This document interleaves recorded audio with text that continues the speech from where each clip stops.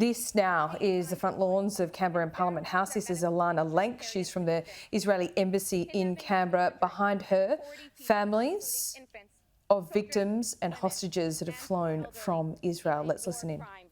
And a crime against humanity. I will now pass on the floor to the family representatives, starting with Yotam Haim, mother of Yotam, from Kibbutz Kfar Aza, who was kidnapped by Hamas terrorists on the 7th of October. Hello, everybody. My name is Yotam Haim. My son Yotam Haim. Haim in the meaning in Hebrew of Haim is life. He lived in Kibbutz Kfar Aza, very little settlement near the border. At this moment of 7th of October, this day, he had to go to perform. He is a metal drummer, heavy metal drummer. He loves, like you see, he loves animals. He has a big heart, very special person. Also have a medical condition, medical problem, severe medical problem that needs medicines. In this morning of the 7th of October, he was in his home, little room in the kibbutz, 2 rooms, and he informed us that he will not go to the party to perform because there are terrorists in the kibbutz. And first, we didn't believe what we heard. We couldn't imagine that something like this can happen in Israel. We thought maybe one terrorist came in the kibbutz and maybe in a few minutes he will go or killed or something like that. The army will help.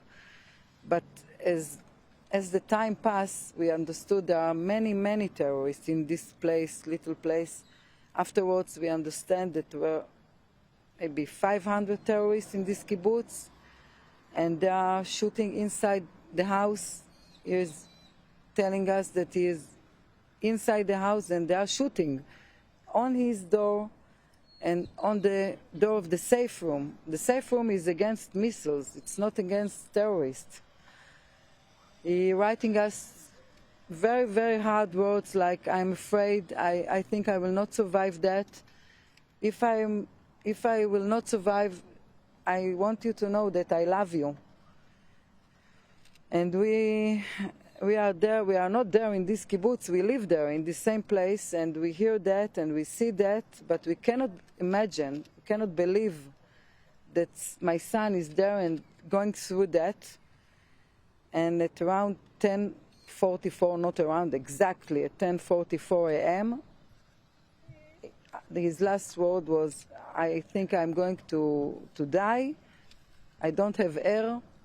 I write him that maybe he can open the window. But then he wrote me, no, they are waiting for me outside.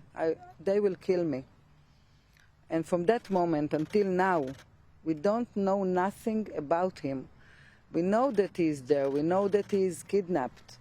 That as a mother, it was my wish that he kidnapped and that he is not dead and that I will not hear about a body. And I was amazed that I heard myself say, oh, I hope he's kidnapped. He's there somewhere, nobody knows where. We don't know about his condition. As I said before, he needs medicines. I'm sure he's not getting them.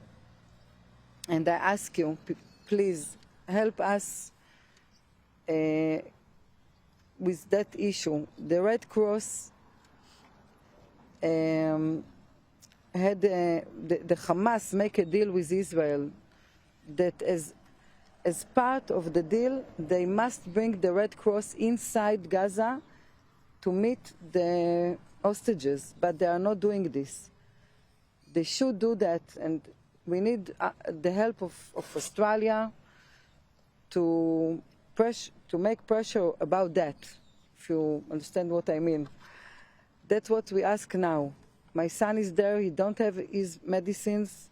I don't know what happens to him. Of course, we want him back soon, as soon as it's possible.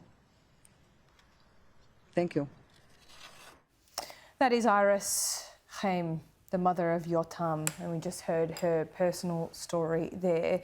She, along with other family members of those taken hostage and victims of the October 7 attack, are in Canberra right now, as you can see.